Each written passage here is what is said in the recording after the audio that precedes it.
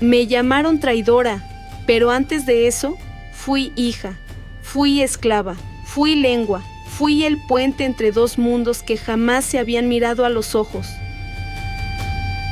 Mi nombre verdadero fue Malintzin, y un día mi voz se volvió el arma más poderosa del conquistador. No porque quisiera, sino porque hablar era mi única forma de sobrevivir. A través de mis palabras nacieron alianzas, guerras, mentiras y verdades. Traducir no era solo hablar, era decidir quién vivía y quién moría. Dicen que traicioné a mi pueblo, pero yo me pregunto, ¿cuál pueblo? Si todos me dieron la espalda. Hoy, después de siglos, sigo siendo un eco en la historia, una voz entre el fuego y el silencio. Yo soy la Malinche, y esta es mi historia.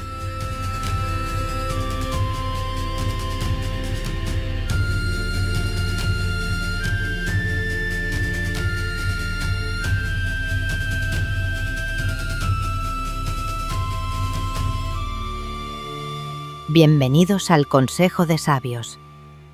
Un espacio para conocer, un lugar para saber sobre aquellos que dieron forma a nuestra historia con H mayúscula. Queremos que te unas a nosotros durante el breve tiempo que duran nuestros programas. Únete al debate, al conocimiento y al saber. Únete al consejo. Saludos y larga vida.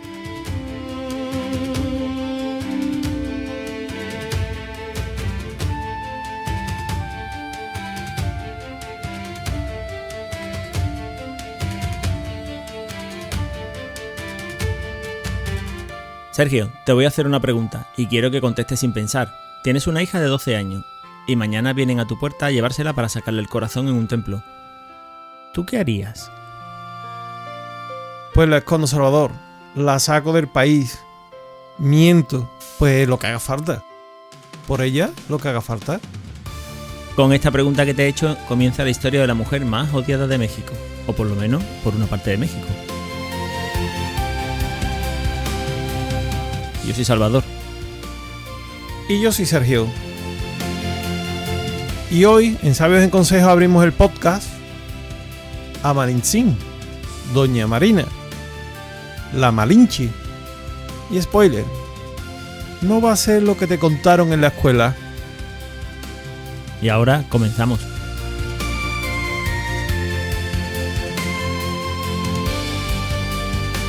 Año de 1500. Painala, Coatzacoalcos. Nace una niña. La llaman Malinali. Malinali, que significa hierba, pero su nombre completo era Malinali Tenepal. Y Tenepal significa la que habla con mucha vitalidad. Uy, vaya nombre, Salvador. El nombre iba a marcar el destino. Pues sí. Era hija de caciques. Y aquí cuidado, porque casi todo lo que sabemos viene de cronistas españoles escritos años después. Hay historia y hay propaganda. La versión más repetida: se muere el padre, la madre se casa otra vez, tiene un niño varón, y para que este niño herede el cacicazgo, entregan a Malinali a comerciantes de esclavos de Chicalango. La primera puñalada se la mete su madre. La primera puñalada se la va a meter su madre, Sergio. Sin embargo, hay una leyenda posterior. De esas novelas que tiran de crónicas viejas. Un flashback. Ella tiene 12 años. Año de 1512. Dicen que su padre se llama Puerta Florida. Y un día llegan los de Moctezuma. Los de Hacienda. Pero versión azteca. Es decir, toca pagar tributo. Y ojo al contexto, Salvador, lo tuyo. Porque esto es clave. Mesoamérica no era México. No existía un país. Había decenas de pueblos: mexicas, tlaxcaltecas, mayas, totonacas, cholultecas, y muchos se odiaban desde hacía generaciones. El imperio mexica dominaba y exigía tributos, comida, algodón, trabajo y también personas para rituales religiosos. quitaban corazones y cosas así. Eso generaba pues muchísimo resentimiento. En fin, que según esa leyenda, el padre finge la muerte de Malinali para salvarla de un posible tributo. Coge el cuerpo de una esclava, la viste con su ropa y dice que la mordió una víbora. Y a la Malinali de verdad la manda a Tabasco y le dice: vete, y en 12 lunas voy a por ti. El padre nunca llegó, murió antes. ¿La vendieron por mala madre o la salvó su padre? Pues no lo sabremos nunca. Lo que sí sabemos que acaba en Potochán, territorio maya. Y aquí el dato: aprende maya además de náhuatl, que ya hablaba desde la cuna. Con 15 o 16 años era bilingüe, en un mundo donde el 90% no sale de su pueblo de la vida. Aprenderá español en meses posteriormente, y así con 19 años será trilingüe, esclava. Vamos, yo a su edad suspendía el inglés.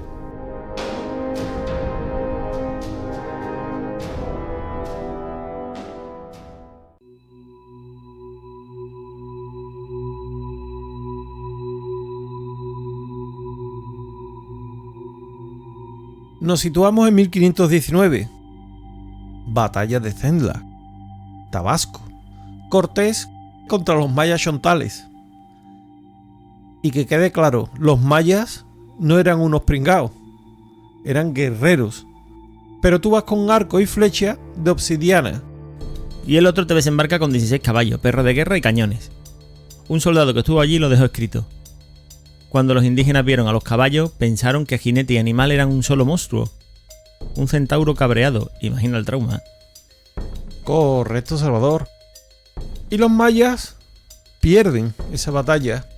Y para firmar la paz ofrecen regalos. Oro, comida, mantas y ojo al dato, 20 mujeres esclavizadas. Entre ellas, ¿quién? Pues Malinchín, que tenía 19 años en ese momento. Cortés al principio ni la mirará. Tiene a Jerónimo de Aguilar, un español que naufragó 8 años antes y ya hablaba maya. Por eso regala a Malinchín a su capitán, Portocarrero. Pero aquí el giro. Portocarrero embarcará a España en julio de 1519. Y Cortés está a punto de quedarse sin su teléfono náhuatl.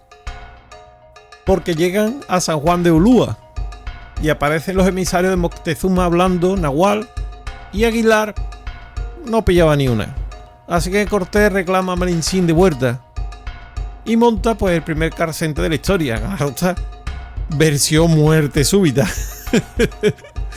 Cortés habla español, Aguilar traduce al maya y Malinchín pasa este mensaje al náhuatl. Total, que si la lía con una palabra, aquí mueren todos, ¿no, Sergio? Correcto, Salvador. Pero ya no era el Google Translate. No traducía palabras, traducía intenciones. Así que entendía jerarquías, amenazas, silencios, dobles sentidos. Cuando amigo significaba te clavo una daga mañana. Muchos historiadores creen que fue mucho más que una intérprete. Fue una mediadora política y una estratega. Y aquí otro dato que te va a explotar la cabeza. Esto no fue 500 españoles conquistando un imperio. Sin Malinchín, Cortés no hubiera pasado de Veracruz. Y sin los tlaxcaltecas, no hubiera pasado de Cholula. Porque Tlaxcala odiaba a Tenochtitlán, más que Cortés. De hecho, le pusieron 80.000 guerreros a su servicio. Esto fue una guerra civil mesoamericana, con 500 asesores europeos y no al revés. Bernal Díaz del Castillo, soldado de Cortés que escribe décadas después, lo deja claro. Doña Marina tenía un carácter muy fuerte y dominaba a los indígenas de la Nueva España de una forma impresionante. Ojo, te lo dice una persona que viene a conquistar con su sesgo, pero es algo que vio. Dominaba, no ayudaba, no traducía. Que te quede claro, dominaba a sus 19 años. Por eso los indígenas llamaban Malinche a Cortés. No porque ella fuera su mujer, sino porque él era el señor de Malinchín. La jefa de la negociación era ella.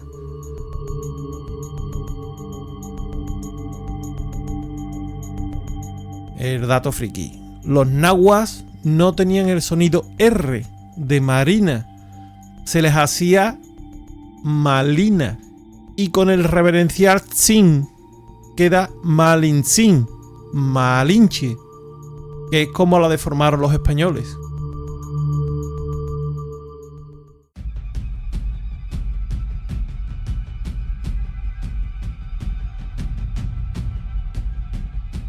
Ya os hablamos antes de Cholula, es una ciudad sagrada, aliada de los mexicas. Cortés y 500 más acampan dentro. Y entramos en terreno delicado, porque lo que viene lo cuentan sobre todo los cronistas aliados de Cortés. Efectivamente, Salvador, según esas fuentes, se estaba preparando una emboscada. Calles cerradas, fosas, armas escondidas. Y una noble cholulteca avisa a Malintzin para salvarla. Niña, lárgate esta noche. Mañana matamos a todos estos barbudos que vinieron con Hernán Cortés. Ahora ponte en su piel. 19 años, esclava. Y recuerda, ella no veía necesariamente a los mexicas como su pueblo, porque había sido vendida, desplazada y había crecido entre pueblos que se odiaban. Así que, opción A, te callas, te salvas, mueren los españoles, pero Moctezuma se entera de que lo sabías y no dijiste nada, con lo cual te matan a ti. Y opción B, hablas, salvas a los españoles, que ahora son tu única protección, y condenas a miles de cholultecas. ¿No había otra cosa, Salvador? No, no hay otra cosa, y además ella elige contárselo a Cortés, lo que supone que él atacará primero. Se produce una matanza en Cholula, mueren miles. Algunos historiadores creen que la conspiración fue exagerada o inventada para justificar la masacre y aterrorizar a la región, pero esto no lo sabremos nunca.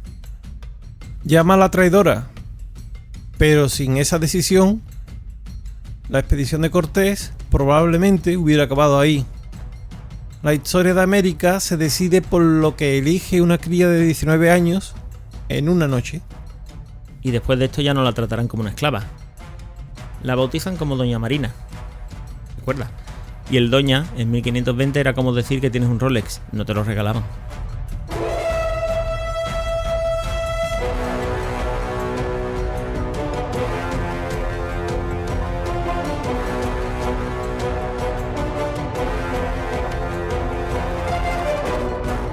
Y aquí paramos la guerra un minuto, porque si no, esto es una carnicería.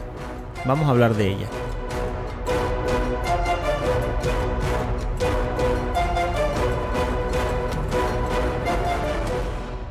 Bernal Díaz, el soldado de Cortés. La describe años después. Así que vamos a parar un segundito. Acabas de escuchar la decisión más bestial de toda la conquista. Y si te está gustando y quieres que te avisemos del próximo, dale ahora a seguir. Sí, ahora. Porque si te esperas al final, se te olvida y luego lloras porque no encuentras el podcast. Dale a seguir y te prometemos que la historia de su muerte te va a dejar peor. En 3 segundos volvemos. ¿Ya? Pues seguimos. Ha sido más rápido que 3 segundos.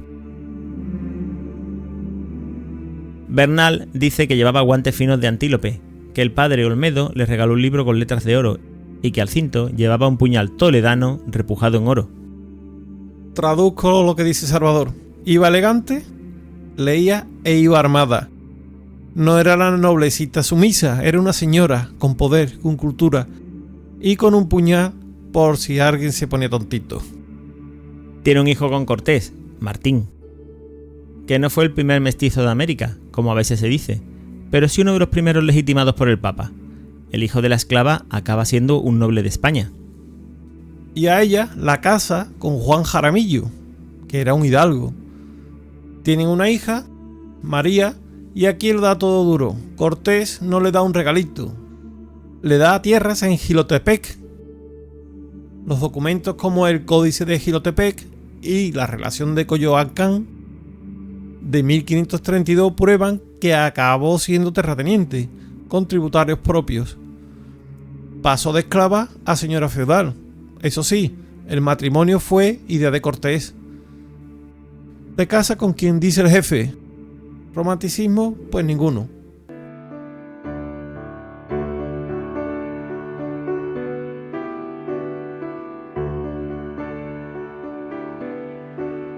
...1524... Expedición Honduras. Selva, mosquitos, hambre y allí aparece su madre y su hermano, los que, según la tradición, la entregaron de niña como esclava. Salvador llegan llorando, acojonados. Creen que Malinchín los llama para vengarse. 12 años después. La venganza es un plato que se sirve frío. Y va ella y le suelta: no tengan miedo, cuando me entregaron a los de Xicalango, no supieron lo que hacían y se los perdono.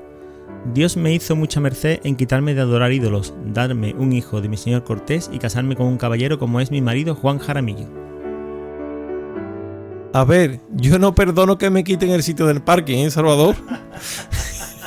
Esa tía perdona que la vendan de niña y encima dice que le ha ido muy bien. O es santa la persona con más sangre fría del siglo XVI. Tú eliges, querido oyente, porque su hija María acabará casada con la élite de Nueva España. Así que la hija de la traidora entra en el poder. Y el mestizaje no acaba en drama. Acaba en lo que te acabo de decir, en el poder. Y luego desaparece. La versión oficial dice que murió en 1527. Probablemente de viruela, con 25 años. Qué pena. Y aquí bajamos el telón. Pero los papeles cuentan otra cosa, a pesar de que Sergio se empeña en contarnos otra necrológica. Aquí viene el chisme bueno. En 1529 le hacen un juicio de residencia a Cortés.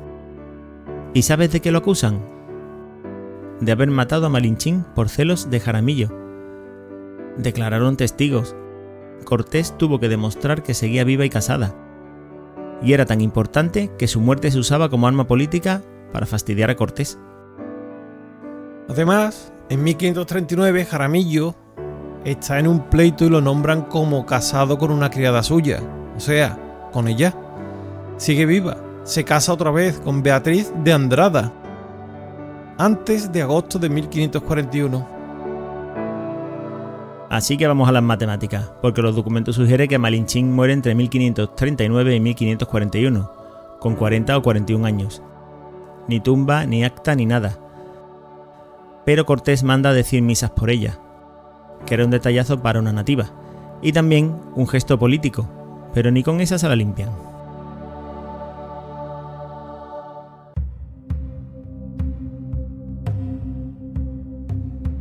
Y aquí nacerá el meme de 500 años. Siglos después, México intenta construir una identidad nacional, y reaparecerá la figura de la Malinche. En el siglo XX, Octavio Paz la convierte en símbolo de una herida nacional en el laberinto de la soledad. La chingada, la madre violada, la madre simbólica del mestizaje mexicano.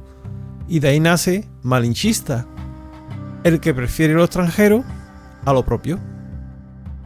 Pero ojo, esa idea no viene del siglo XVI, es una reinterpretación moderna. La palabra malinchista no la inventaron los aztecas, no la inventó nadie en 300 años de virreinato, la inventa el gobierno de México por revolución. Necesitaban un villano y cogen a una muerta de hace 400 años, convirtiéndola en el origen de todos los males. Propaganda a nivel PRI. Porque en su época muchos pueblos no la odiaban. En 1542 hay un documento, la Provenza, donde la corona española defiende los buenos servicios de Doña Marina. El propio imperio dice que fue clave y leal. Y hay más, en Oluta, en Veracruz, dicen que descienden de ella y le hacen fiestas, no la queman, la celebran como madre, no como traidora. Y también le podrías preguntar a toda la gente que vive en Tlaxcala si se sentía muy conforme con vivir bajo el dominio mexica. Entonces, pues que te han vendido la moto. Te han contado la historia que le interesaba al poder 400 años después. La historia real es más gris, más humana y mucho más incómoda.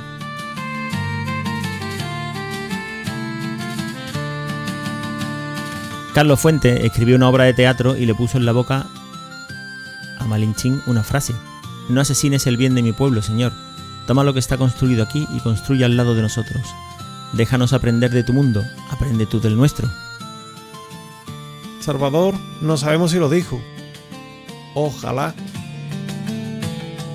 Porque esa es la conquista que no fue, no destrucción, sino mezcla. Al final, querido oyente, te dejo un montón de preguntas, porque ¿qué fue realmente? ¿Víctima, traidora, superviviente, madre simbólica de un país? Quizás fuera todo a la vez, pero fue una cría de 12 años a la que la vida le dio a elegir entre morir y morir, y ella se inventó una tercera opción: vivir, y usar la única arma que tenía, la lengua. Y esa lengua fue tan poderosa que 500 años después seguimos discutiendo si la amamos o la odiamos, pero seguimos diciendo su nombre, Malintzin. Y eso es poder. Así que la próxima vez que alguien suelte eso de no seas malinchista, le puedes decir eso de: tío, estás usando propaganda política del siglo XX, no historia. Nosotros te hemos relatado los papeles. Y los papeles dicen que ni los aztecas la llamaron traidora, y eso lo inventamos nosotros 400 años después para no mirarnos al espejo. Así que la Malinche hoy es un meme, un ensayo feminista, una herida, una bandera, y 500 años después, en México se sigue peleando por el significado de una mujer que solo intentó no morir.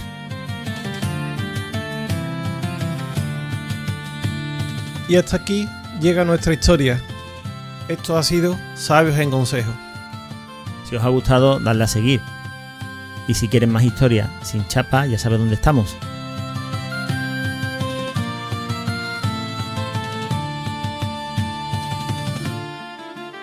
Hasta el próximo programa, queridos oyentes.